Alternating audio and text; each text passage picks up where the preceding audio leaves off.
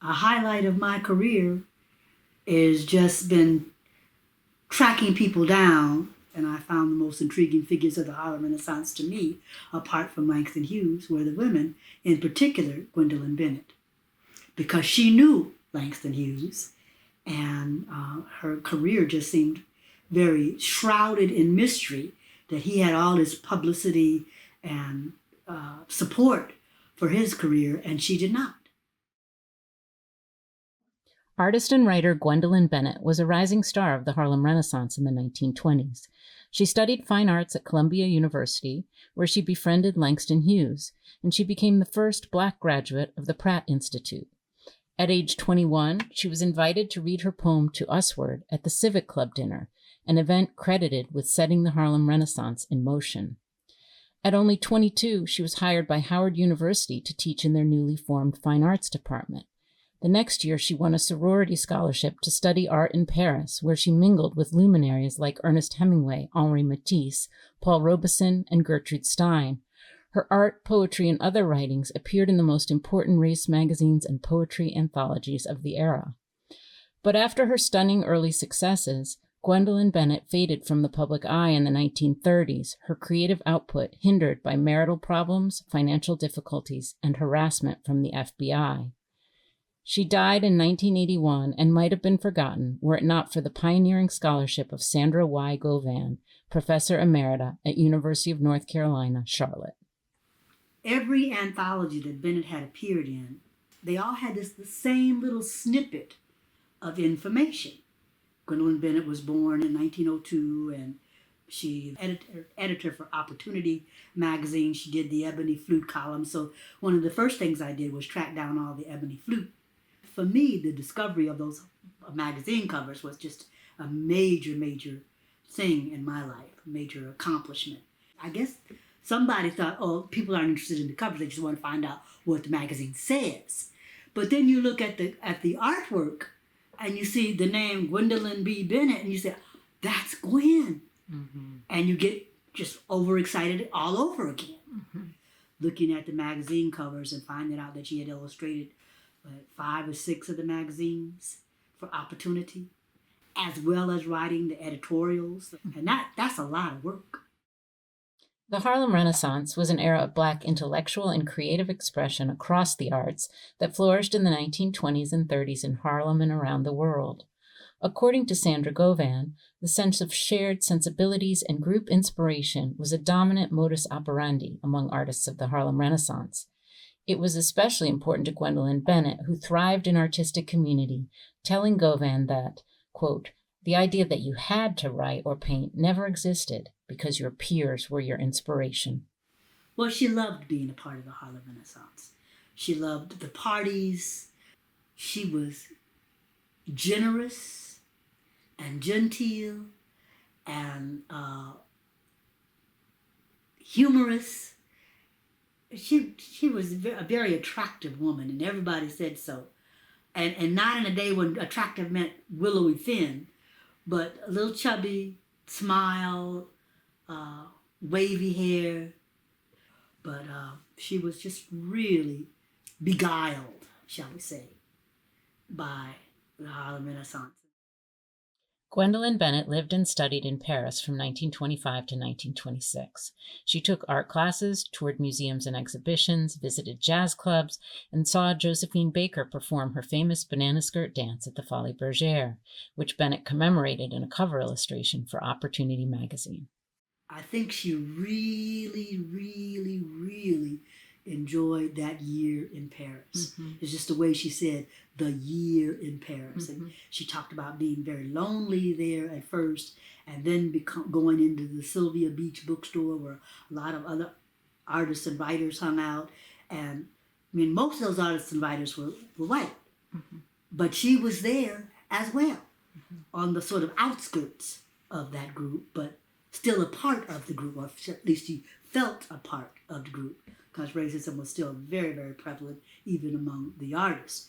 There was a lot of excitement and sense of participation on one hand, and then missing what was going on in Harlem on the other hand, and really wanting to be back amid the people that she knew best. But she had that sorority fellowship, and she knew that's where she needed to be. After her year in Paris, Bennett returned to New York and reconnected with her Harlem artistic network. She launched her Ebony Flute column and began co-editing Fire magazine with Langston Hughes, Wallace Thurman, and Zora Neale Hurston. But she faced devastating setbacks when her beloved father died unexpectedly. Less than a year later, she resigned her teaching position at Howard to marry Alfred Jackson, a medical student, and move with him to Florida. Grieving the loss of her father and cut off from family and friends, she felt stranded from the Harlem community that inspired her art and writing. She was a daddy's girl if there was ever a daddy's girl. Daddy kidnapped her when she was a child and took her away from her mother, and then the two of them were always on the lam, on the run from one city to another city, to another city, to another city. And then her father died under mysterious, tragic kind of circumstances. Did he commit suicide by jumping onto an L track in New York? Or was it an accident and he fell? Whatever, but that kind of devastation had to have been extraordinarily painful. And then to be married to a doctor, she was not happy when she and the doctor left Harlem and went down to Florida, Eustis, Florida. And he turned out not to be all that great a doctor even, let alone a person or a husband. So she's this vibrant social butterfly that's been a part of the New York literary and social scene and has moved out of New York and down to Eustis, Florida. I have been to Eustis, Florida, and I cannot imagine how tedious it must have been for somebody who had been so vibrantly involved in so many activities to go to literally the backwater. Mm-hmm. Bennett and her first husband moved back to New York in 1930, where he died in 1936. She served as director of the Harlem Artists Guild and the Harlem Community Art Center and worked for the George Washington Carver Community School. Beginning in 1938, she was subjected to a decades-long FBI investigation for communist sympathies, which led her to retreat from the public art sphere. In 1940, she married Richard Croscop, a white educator. They moved to Pennsylvania to open an antique shop in the 1970s.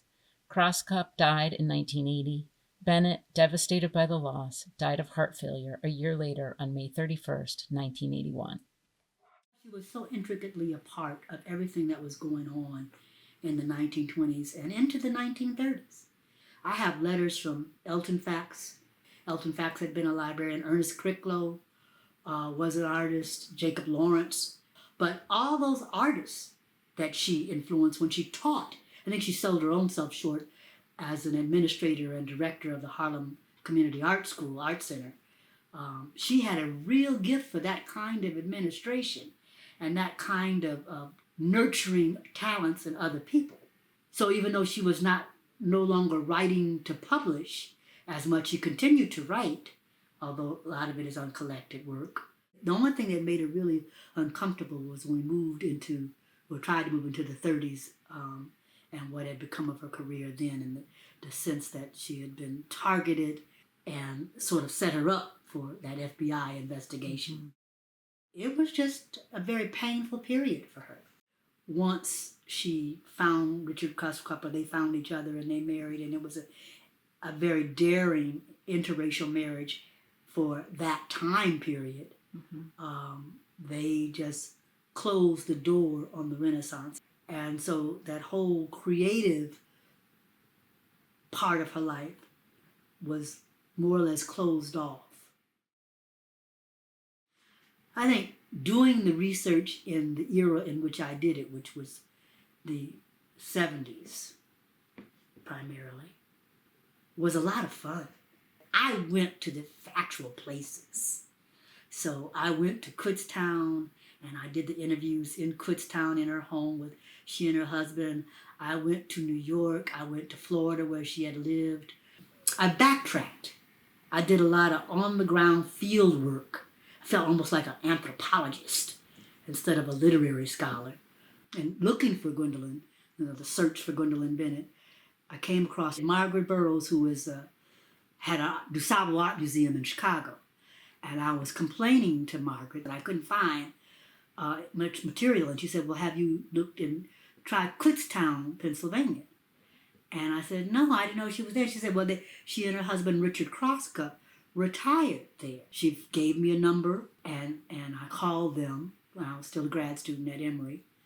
And he answered the phone, and I said, is this Crosscup residence? And he said, yes. And I got so excited I hung up on him. So after I regained my sense of self and some common sense, I called back and apologized and said, this is Sandra Govan. I'm a grad student at Emory, and I'm doing a dissertation on Gwendolyn Bennett.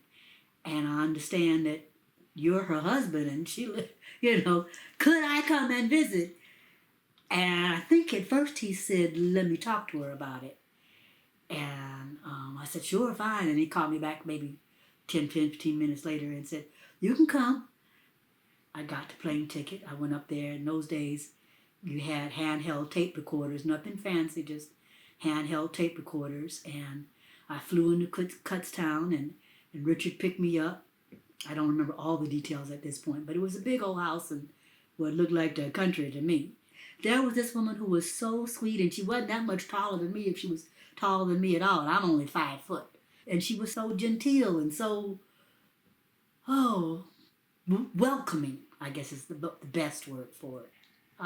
She was glad to see me, and I was glad to see her. I never got to see some of the paintings that were in the attic. Yeah. We had kept saying, well, next time you come to visit, I'll show you this and I'll show you that. And then that next time just didn't happen because Richard died. He wasn't there. And then Martha Tanner, who was his stepdaughter, took everything to Rhode Island with her, I think. And she tried to save as much as she could. But, when people don't know the value of something and don't know the part that the person played in a historic moment, there's not a lot that can be said.